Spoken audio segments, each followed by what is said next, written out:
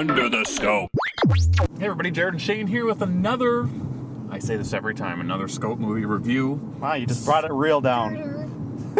Summertime edition. This time we're seeing the latest film from Pixar, entitled Inside Out. She promised she'd be back, and there she is. There she is there. Directed by local boy gone big, Pete Docter. Starring a terrific cast. In our Jurassic World review, you said, I'm being the next one. Yep.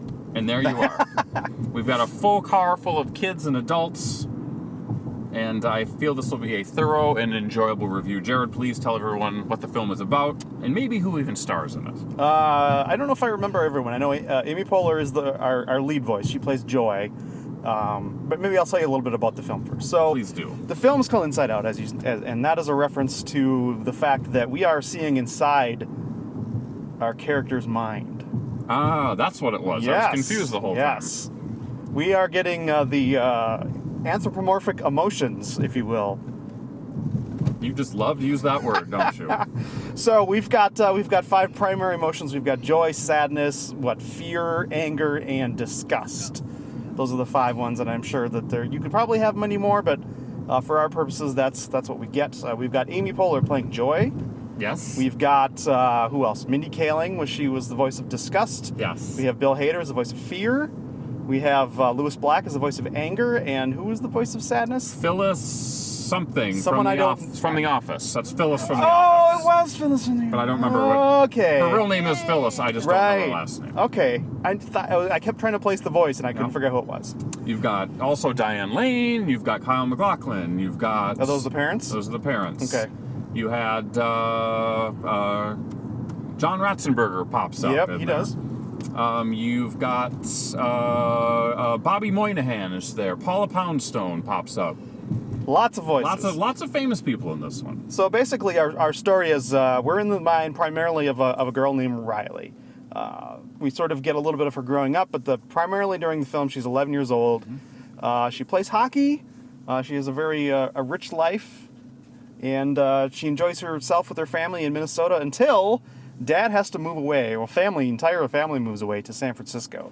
They don't really get into why. It's not really important. All we know is that Some sort of business opportunity, perhaps. Right. Most of this is really from the perspective of Riley. So if you're not getting a lot of details about what's going on, it's probably because Riley herself doesn't necessarily understand it or know it. So anyway, as you can imagine, any child that has to move away to another city, she misses her friends, she misses her hockey team, she misses Minnesota.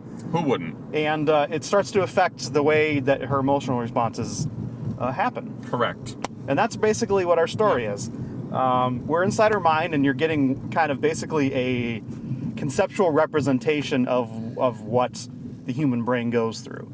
So you've got the physical manifestation of memories in these spheres.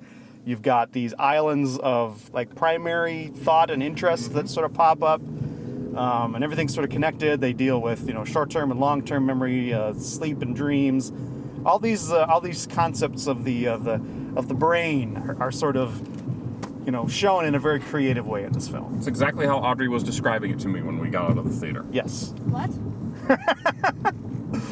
She's distracted. I was talking to her. So there you go. That's the movie. Yeah. Pretty much. But what sort of drives the story is the fact that friend Riley's emotions start to get all out of whack. Sadness starts to creep into a lot of these core memories, and eventually something happens where joy and sadness are sort of ejected from the headquarters, and fear, disgust, and anger are left to run the show. Yep. And the other two are trying to get back to headquarters before everything goes kablooey. Which is difficult for kids. So you can imagine it's a lot of craziness and action, but also, as Jared was saying, it's kind of this complicated duality of a story, I would say. Yeah. I mean, you're dealing with the actual situation at hand, but you're also dealing with sort of the emotional growth of a human being. Yes. You progress from the simple memories of childhood where memories are sort of tied to one singular emotion to what we get by the end of the film, where memories are multiple emotions. They're complex, and a lot more things can be going on. So yes. So what do you think of this film, Jared? I know that you're not a parent, but you Yes. were a child at one point, I think. I was fully formed from the forehead of Zeus. So. Wow. That's a very deep mythological reference. Yeah, well, that's what you get with me. Wow. So, what did you think of it? I noticed you were sitting next to a rambunctious tyke. Did he take away the the child joy? did not seem to be that interested in the movie, but I enjoyed it.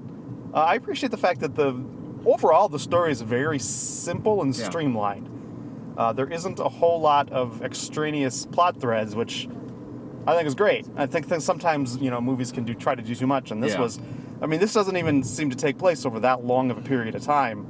A couple days, perhaps. I mean, once we get past the initial kind of prologue, things are pretty confined, and it's really it's very, very the through line is very simple, but I think where the film really shines is in all of the flourishes that go on around it, and how you can really, really see how they're representing cognitive processes on screen in a way that where you can if you kind of understand how the brain works, it's really, really well done, in my opinion. Yeah, if you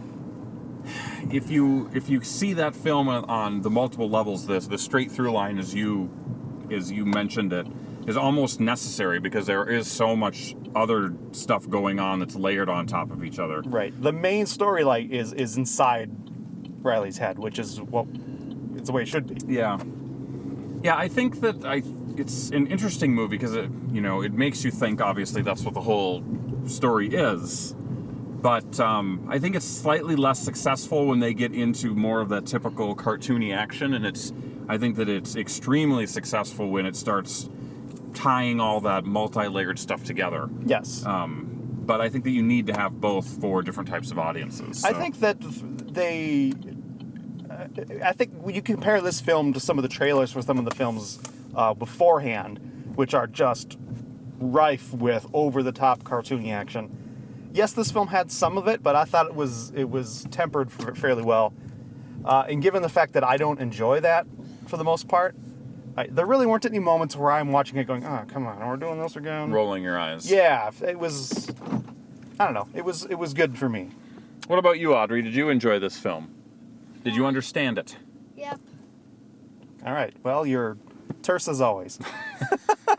Carrie, severed floating. Oh, get that kid out of there. Random kid in the frame, get out of there. Audrey, did you like this, or Carrie, did you like this film? Yes. She did. Wow. I'm not going to talk about it. She refuses to talk about it. Do we have anything of...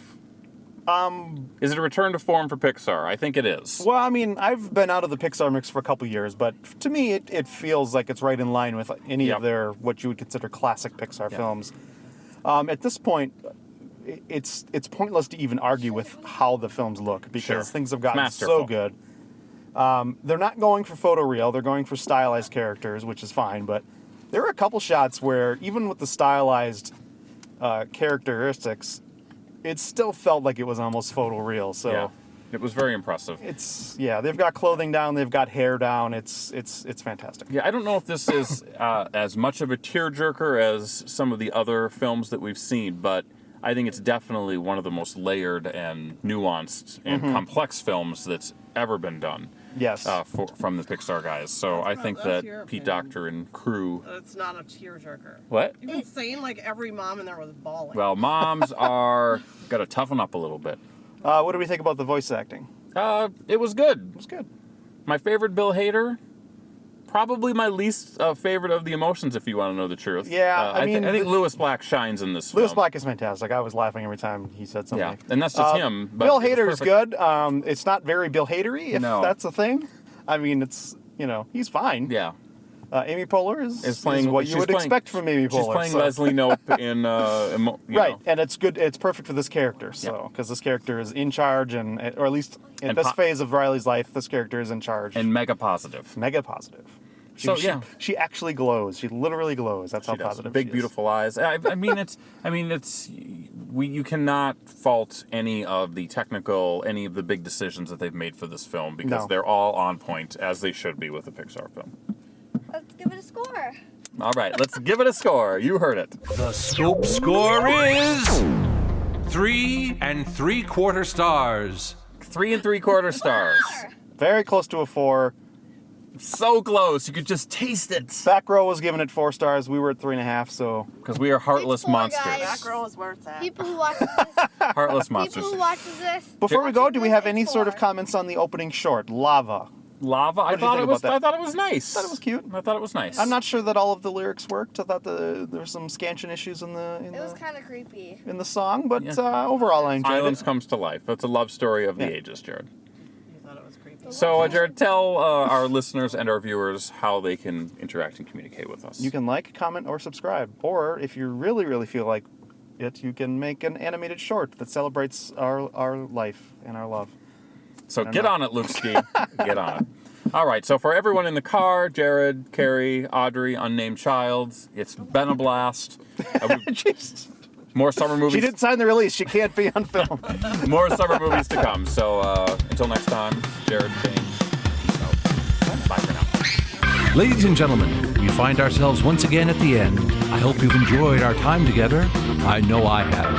Fear not, Scope Faithful. The days shall pass as if they were but a moment, and Jared, Adam, and Shane will return with another thrilling episode. Until then, send your comments to comments@thescopeshow.com or leave a voicemail message by dialing 612-21-SCOPE. That's 612-217-2673. Thanks for listening, faithful fans. This is Tony Partington saying arrivederci. Tune in next time to another terrific edition of The Scope.